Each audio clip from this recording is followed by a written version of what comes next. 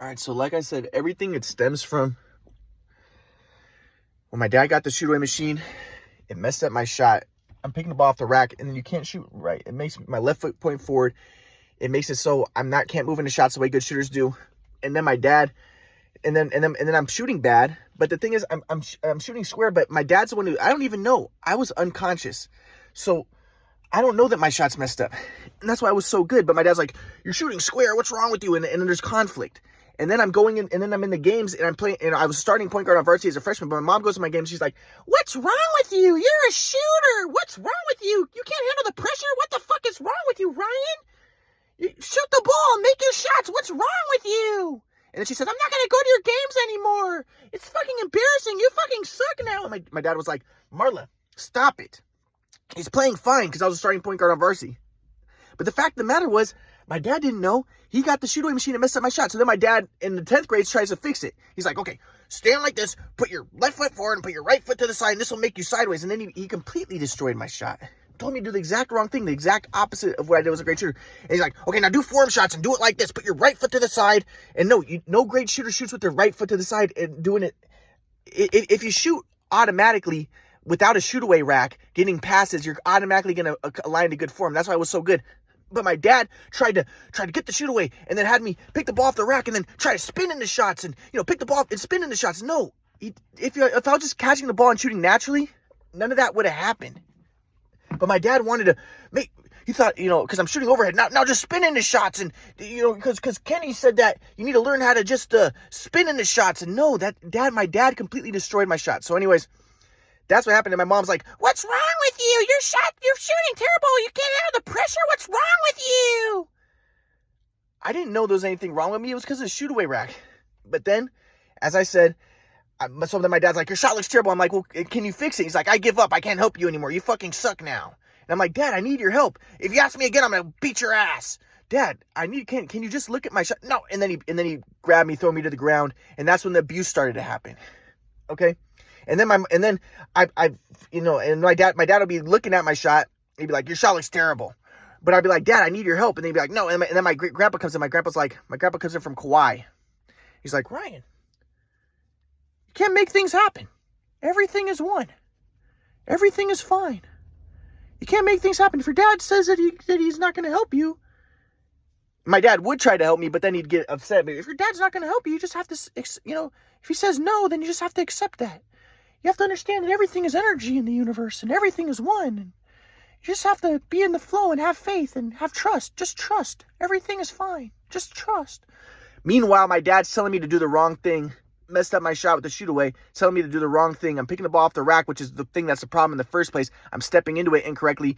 I'm doing what good shooters don't do. So no, but then my dad's frustrated. And I'm like, "Dad, can you help me?" And he's like, "No." And then he's frustrated with me. And then, and I'm like, it's a tragic situation. It's just a tragedy. So, but then my mom's like, "Yeah, Ryan, you have to accept it." Because then I was kicked out of my house and I'm living with my grandpa and I'm trying to call my dad. I'm like, "Dad, can I come home and can you please, can we shoot around and can we try to figure out my shot?" My mom's like, "Ryan, you're fucking 16 years old. You need your dad, you little fucking pussy." The fact of the matter was my dad would help me my whole life. That's why I was so good, was because my dad would always say, "Shoot sideways." But because I would get the ball off passes, I would automatically align to what was right. But then my dad's telling me to shoot sideways, but he's telling me to do it the wrong way, picking the ball off the rack and telling me to put my left foot forward, my right foot to the side, as opposed to the way I did it before. And it's because I was picking the ball off the rack. So then my mom's like, "You're fucking 16 years old. You need your dad, you little fucking pussy. I'm embarrassed to have a fucking loser son who fucking needs his daddy. You're a fucking pussy."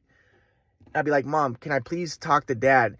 No, he doesn't want to talk to you. He's fucking embarrassed he has a pussy for a son. I'd be like, "Mom, can we just leave on a good note? I love you, Mom." "No, I don't fucking love you. I fucking hate you." And then she'd hang up on me. And then this is when the fucking abuse started to happen. And it was all because of the shoot away machine. And my point is, if it wasn't for the shoot away machine, I was automatic. I was amazing. I would have stayed amazing. I would have stayed the best. My mom would have been happy. My dad would have loved me. But then my grandpa comes in, "Well, Ryan's just trying to make things happen." And then my grandpa comes in, he's like, "Well, what Ryan really wants, he just wants independence. That's what Ryan really wants, is independence. That's what everybody wants." And that's why he's fighting with his dad, because really, at this age, kids, teenagers teenagers, they start to fight with their dads because what they want is independence. That's not why I was fighting with my dad. That had nothing to do with it. My grandpa came in from Kauai, didn't know what was going on. He's just trying to come up, because his whole thing is metapsychiatry, and metapsychiatry's whole thing is be independent, work hard, and be independent. So my grandpa comes in, yeah, this makes complete sense. This happens all the time with kids in high school. That's why he's fighting with his dad, because he wants independence. So my mom and dad are like, okay, make him independent. And this was the start of the problems. And then, like I said, in college, I discovered the quadrant model, the theory of everything. And then my grandpa's like, oh, Ryan didn't really discover theory of everything, because my grandpa didn't believe it. And he's like, well, Ryan's just trying to stay dependent because he has a fragile ego. So he's trying to stay dependent on his mom and dad. So what you guys really need to do is make him independent. That's what Ryan really wants. Because really what Ryan just wants to be independent. And that's why he's mad at you, at his mom and dad, because he resents them because he's dependent on them. And that's why his mom and dad are mad at him, because they resent him because he's dependent on them. And I'm like, no, that's not what the fuck. I'm not fucking upset because I'm dependent. I'm upset because I discovered the theory of everything, and my mom and dad think I have schizophrenia, and my grandpa doesn't believe me, and my grandpa's trying to make me independent, but I don't want independence. I want some help. I want some support from my parents. But my grandpa's like, no, that's not what you want. What you really want is independence. That's what everybody wants, is independence. So, because if you're dependent, then you're in ally enemy software. And that's dualistic, and that's confirming the illusion that you're a separate self. But if you're independent, then you're in the flow. So anyways, so then my mom and dad are like, okay, make him independent. Get him out of our lives. Yeah, my mom's like, get him out of our lives. We want nothing to do with him. We just want him to be independent. And then they throw me to Kauai, and then everything just deteriorates from there. So, but my point is, so then at this point, my ex was pregnant. She, when she wanted to first meet my parents, I told her, listen, my mom and dad won't talk to me. And how do I explain to her the whole situation about the shoe machine, about my grandpa confusing them, about all this shit? So she's like, Ryan, I couldn't imagine if my parents wouldn't talk to me or see me. And because I told her, like, listen, my parents haven't talked to me and seen me since college. It's been like 15 years. They haven't invited me to Thanksgiving. My mom, only every once in a while I'll get a hold of my mom on the phone, and whenever I talk to her, she's just like, what do you want? She just hostile, and she thinks I have schizophrenia when I don't. I discovered theory of everything, but she's like, everything is negative to her. It could be positive. What would be awesome is I discovered theory of everything. I could be doing basketball. I could be doing rap music. I could be doing a bunch of stuff if my mom was just fucking nice and supportive of me. But my mom's just, what do you want? Mom, I just, I want, can I see you and dad? Oh my God, not this again. Not fucking this again. Listen, you have to accept it. Your dad is never going to see you again. We're never going to see you again. You have to accept it, because my mom memorized my grandpa's teachings, but she misused it. Even I told my grandpa how my mom talks to me. My grandpa would be like, it's problematic how she talks to you. She's expressing dualistic software, predator prey. She's immature.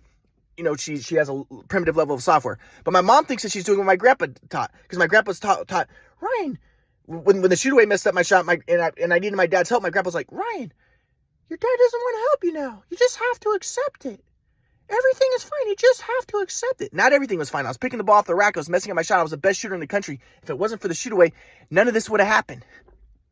No, but my grandpa wanted to make it into something wrong with me. He didn't know that. And like I said, when I tried to show my grandpa later that it was a shoot away machine, my grandpa was like, oh my God, it wasn't the shoot away. It was because you were playing against bigger, better players, and you got frustrated, and you took your frustration out on your dad, and that's why your dad beat you up. So again, my grandpa wanted to make me into the problem. My grandpa victim blamed. So, as I said, but then my ex doesn't know this whole story. So my ex, I tell my ex that my girlfriend who was pregnant with my baby, that my mom and dad won't talk to me. She's going to make assumptions. She's going to think, oh, well, because people will think, how can parents neglect their own son and throw their own son to the side and not talk to him for 15 years? And they'll make assumptions. They'll start to think, well, maybe Ryan does have problems. It's because I told her, my mom thinks I have schizophrenia. And then so my ex was like, do you have schizophrenia? You might actually have schizophrenia. No, I didn't have schizophrenia. So, but anyways, then, as I said, my ex had to be on bed rest because she had to get a cerclage. The doctor said she needed to be on bed rest. And she told me, Ryan, if this baby's going to survive, you're going to have to take care of me. Because I have to be on bed rest, and I have a cerclage, and I need you to take care of me. So and I took this seriously because I'm like, I really wanted the baby to survive. Now, what was my motivations? Probably it was Darwinian. I wanted to be superior. I wanted to have a baby. I did like my ex, and I did want to have a baby and everything. It's complicated, but so I was going to take care of her. But then as I said, all the crazy stuff was happening. Before, my ex was Snapchatting another guy in front of me, disrespecting me, went to a party, lied about going to a party, was just being completely disrespectful. So I was already frustrated. And my ex was telling me that she wanted my mom to help her, because I didn't want to help her because I have other shit I have to do. I discovered theory of everything. But, she told me, Ryan, can you talk to your mom? But I would try to call my mom, and my mom wouldn't respond. She wouldn't answer the phone because, again, my mom has hostility toward me. Ever since the shoot away machine, she's had hostility toward me. And ever since I discovered the theory of everything, the quadrant model, and she didn't believe it. And then she thought I had schizophrenia. And then my grandpa was like, well, Ryan, yes, he. My grandpa did think it was a delusion. And my grandpa was like, what will help him is if he just becomes independent. That will help him to let go of the quadrant model. No, I discovered theory of everything. I didn't need to be independent. I needed help. I needed support. But so at this point, like I said, I was taking care of my ex, and I was cooking, but she's taking care of her daughter, and her daughter wanted to go to Kids Empire. We went to Kids Empire, and she was supposed to be on bed rest, but she's moving around. And I tell my girlfriend who was pregnant, I was like, listen, you need to tell the dad of your daughter that you're pregnant, because I can't be taking care of you and your daughter, and you can't take care of your daughter while you're on bed rest. So you need to tell your baby dad, which is a ghetto thing to say, baby dad, but. And like I said, I shouldn't have, if I was in the flow, I wouldn't have got her pregnant in the first place. It was Darwinian. I wanted to be superior. I wanted a child. So it was stupid. And I wasn't in the flow, and I made bad discernment error. So then my ex is telling me, that I need to take care of her. She wanted my mom to help, but my mom wouldn't help. My mom wouldn't come because my mom won't see me. So I'm taking care of my ex. And then, like I said, my ex's daughter is with my ex. And she kicks my ex in the stomach while she's pregnant. She's 4 months pregnant, and she goes, ow. And I'm like, are you okay? And I was like, listen, I was getting frustrated because I'm like, because the daughter kept on acting crazy, running around, and then my ex had to keep on getting up to take care of her. And I'm like, you have to be on bed rest. You can't take care of your daughter. You need to tell your family that you're pregnant. You need to tell your baby dad that you're pregnant. You're 4 months pregnant. You need to tell them. And then my ex was like, well, I'm going to go see my baby dad tomorrow at Kids Empire. So, and I'll tell him then. And she told me that she'll see me on Monday, and I'll be taking care of her. But then I made the food for her, and I gave my ex the food. And then her daughter pointed out the door, and she was like, leave. Her daughter, she was being disrespectful. And like I said, the daughter was disrespectful like her mom was disrespectful to me. Her mom was disrespectful the whole pregnancy. She didn't have respect for me. She didn't have any respect for me. And I think, my swag flow was off. A lot of stuff was off. But the fact of the matter is, as my grandpa says, it doesn't legitimize disrespect that she was showing me. And if someone's showing disrespect to someone, that shows a software issue. So I pick up the daughter, because the whole day I'd been picking her up, taking her everywhere. I'd pick up the daughter to take her outside. And, but the thing was, like, I was angry. And the thing was, the reason why I did that was because I wanted to show my ex. I was like, listen, I can't take care of your daughter and you and your daughter. You need to tell your baby dad so that your daughter, so that someone could take care of your daughter while you have to be on bed rest, because you can't take care of the daughter while you're on bed rest. So I got angry, and I put her outside. But then I realized I made a mistake. I did try to make things happen, but I was frustrated. I was on edge. My ex had been disrespecting me the whole pregnancy. Like I said, the whole pregnancy, like the first time when she told me she was going to go to a party without me, when she told me that she was going to go to the movies, but she was really going to go to a party, and I figured that out. She was like, Ryan, you're jealous, aren't you? And then after that, she stopped. I would try to text her like, hey, how's the baby doing? Because I was worried that she would get an abortion, because she told me she had 3 abortions before. And she wouldn't respond to my texts. So I'm like, again, that's disrespect. She should have been responding to me. She shouldn't have been treating me with disrespect like that. And then so I'd been on edge the whole fucking pregnancy. So then I go, so she gets mad at me that I put the daughter outside. So then I'm sitting there, and then the daughter's doing this little pinching my head thing like this. And I'm like, I tell her daughter, are you pinching my head? She says, yeah. So I'm like, okay, I'm going to pinch your head. So I go up to her to fake pinch her head. And then her mom like attacks me. And then, but again, I realized I was upset, but I was so frustrated. My mom won't talk to me. My ex is being disrespectful. You know, I have to be taking care of her. She won't tell her baby dad that she's pregnant. She won't tell her family. So I was frustrated. But then I realized I made a mistake. So I left. But then the whole day, the next day, I'm texting my ex. I'm like, hey, how's everything going? How's the baby? Did you tell your baby dad that you're pregnant yet? And she won't respond to me. And again, I'm thinking she's going to spend another week ghosting me. And the whole pregnancy, she was ghosting me. And it's not respectful. She's pregnant with my daughter. The fact that she's not responding to my texts, telling me, she could just tell me, hey, yeah, everything's fine. The baby's doing well. Everything's good. She could just fucking text me that one thing, I'd be happy. But she's being a bitch. So she's not texting me. So I got frustrated. And the other thing was I was scared because I'm like, you know, maybe she told her baby dad that I, you know, put her daughter outside. And maybe, you know, maybe I'm going to get in trouble. So I was, and then I'm like, and also the thing was, she's not responding to me. And I'm afraid that she's going to like waste another week not responding to me. And she has to be on bed rest. And I know that she can't be on bed rest and take care of the daughter at the same time. And she told me that in order for the baby to survive, she needs to be on bed rest. And I need to be taking care of her. And now she's not even responding to me. So I'm worried. I'm like, fuck, is she going to get an abortion? And I was in the back of my mind, I'm thinking, maybe this is why she hasn't told her family that she's pregnant and told her baby dad that she's pregnant, because maybe she's still thinking of getting an abortion. And now that she's not responding to me, I'm thinking maybe she will get an abortion. So that's why I go online and I tell everybody what's going on and that I need help in this situation. I go on Facebook and I tell everybody. And also the other reason why I did that was because I wanted everybody to know that I am the victim. Because my ex was trying to, you know, I knew that my ex would probably be, if she got the abortion, one, I thought that if I told everybody she's pregnant, then she won't get an abortion. And number two, I want everybody to know, listen, this whole pregnancy has been a disaster. My ex has been treating me like shit. She lied about going to parties. She's been texting other guys in front of me, texting this Jared guy, Snapchatting, sexting a guy in front of me. She's been acting like a bitch. She's been not responding to my texts. And this has been a lot for me to bear. And yes, I might have gotten upset because at the time I was thinking that my ex might get me in trouble for putting her daughter outside. So I was like, yes, I got upset. But listen, if you guys would know what's going on, and I wanted my ex to know that I'm reacting to a lot of fucking stress that's going on. I'm worried about my daughter. My ex is not telling, or about my baby. My ex is not telling me what's going on. I'm worried at this point. I was worried because she's not telling me what's going on. She told me that in order for my baby to survive, I need to be taking care of her. She needs to be on bed rest. And now she's not responding to me. So I was freaking out. I'm thinking, fuck.